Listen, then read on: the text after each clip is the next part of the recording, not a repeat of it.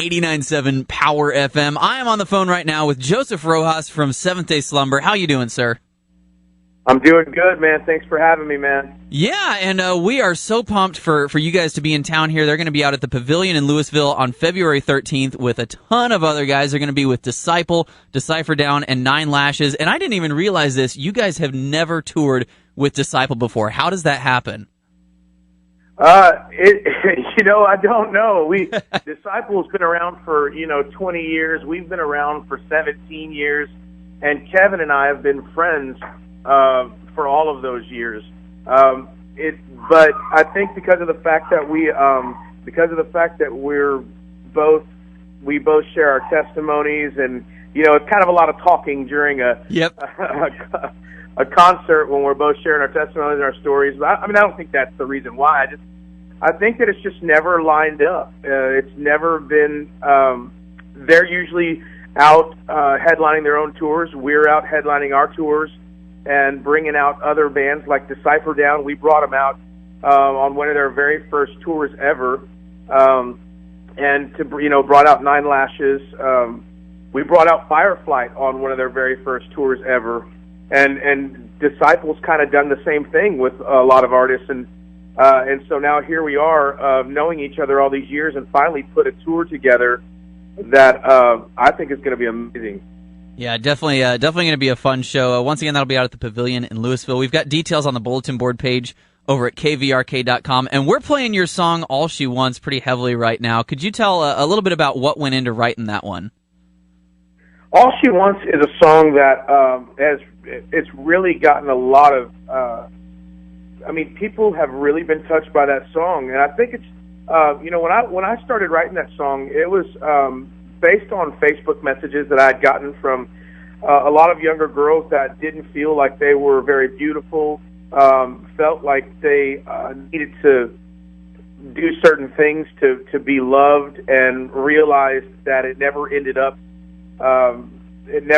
good, and then felt empty and felt hopeless. And there were several of those messages that I read in that one year. Like, it was a year of messages like that. And so as we were getting ready to write the record, we used a bunch of Facebook messages and for different songs. And this was one of the particular issues that I wanted to tackle. We run to all these things that never ever satisfy us. They may satisfy us for a moment, but when it's all said and done and the smoke is cleared, we're left more empty than we were before. And we're talking to a lot of girls who believe the lie that you have to look like the cover of a magazine to be considered beautiful, and all she wants is love. That's it. She's doing all these different things, and it's not just for attention. She's really just wanting love. And this song, the only one that can give us that true love that we desire and need is God, is Jesus. And so that's what the song is about. And that's awesome. And I have noticed you mentioned that you pulled a lot of stuff from your album from those Facebook messages you've got. And as soon as you said that, it didn't surprise me because you guys are so interactive on Facebook. Does that carve out a big chunk out of your day to be that involved? Well, this is what we do. I don't think that being a Christian artist is just writing music and playing music. There's a certain responsibility and obligation that goes along with saying I'm a Christian artist, or I'm the lead singer for a Christian band. I feel like there's a certain responsibility and obligation that goes along with it, and so it does carve out a lot of time in the day. But this is what we signed up for, and I feel like it goes along with my career in ministry, and so and it's a passion that we have. We have a passion for these young people, and not just young people. We have 40-year-old married couples that are writing us saying, "Look, my husband or my wife is leaving me for another woman, or whatever, or she's leaving me for another man, or whatever. I mean, my kids are on drugs." We work and help a wide variety of people and ages, and it's just what we signed up for. It's what we have passion in our hearts to do. It's what we're called to do. And this is something that I'm just kind of curious about, because I know when you were recording the album, you had Lester from Pillar doing a lot of work on drums, but I've also seen a lot of pictures of your son doing some jamming. Who's going to be out on the tour with you guys on drums? My 13-year-old son Blaze is the new drummer for Seventh Day Slumber. The kid's a prodigy. He's been on the road, with Seventh Day Slumber since he was 6 weeks old. All three of my sons are homeschooled, and when we hear him play, we don't really think of, he's pretty good for a 13-year-old. Yeah. I mean, the kid's a beast, and he can play all of the stuff that Lester plays on the record. Now, obviously, Lester is an amazing drummer. He's my favorite drummer out of all the drummers out there. And I love my son more than I love Lester. I would hope so.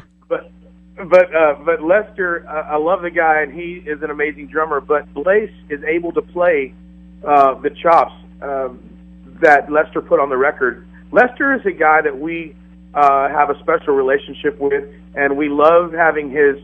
There's a certain way that he plays and a certain way that he does things. He's played on our last 3 records. Okay. And so he lives down the road from me, and he's got his own drum studio, and he just knows us, and we've known him for years. I knew him before he even joined Pillar.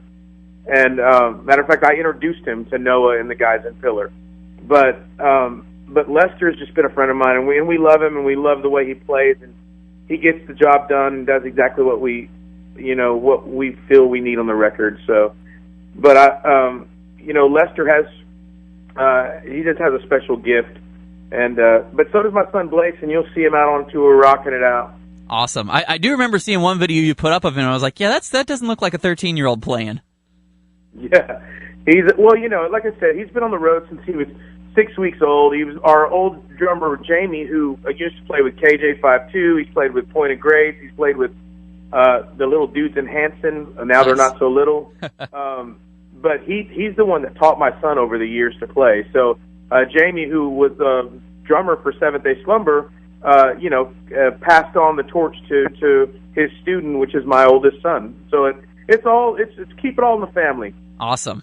That's cool to hear that. Once again, on the phone with Joseph Rojas from Seventh Day Slumber. What's the best way to get in touch with you guys? Well, as you said, we're on Facebook. You can go to our Seventh Day Slumber Facebook.